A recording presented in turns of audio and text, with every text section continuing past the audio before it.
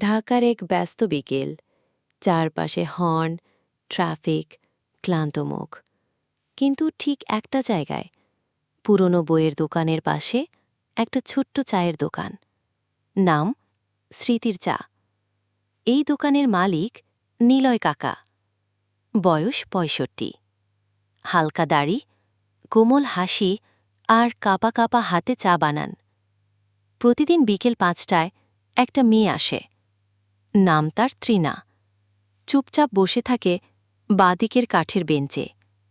নিলয় কাকা কিছু না বলে তার সামনে এক কাপ লাল চা রেখে যান।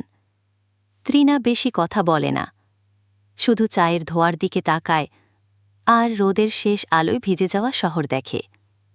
একদিন কাকা বললেন, তুমি এভাবে প্রতিদিন চুপচাপ বসে থাকো কেন মা? তৃণা হালকা হেসে বলল, এই বেঞ্চি আমার বাবা বসতেন। তোমার দোকানের চা খেতে খেতে আমাকে গল্প শোনাতেন। বাবা আর নেই, কিন্তু এই চায়ের ভেতর এখনও বাবার গল্পের গন্ধ পায়। নিলয় কাকা চুপ করে গেলেন, চোখে জল। কারণ তিনিও তো একজন বাবা, যার মেয়ে আজ হয়তো কোথাও খুব দূরে।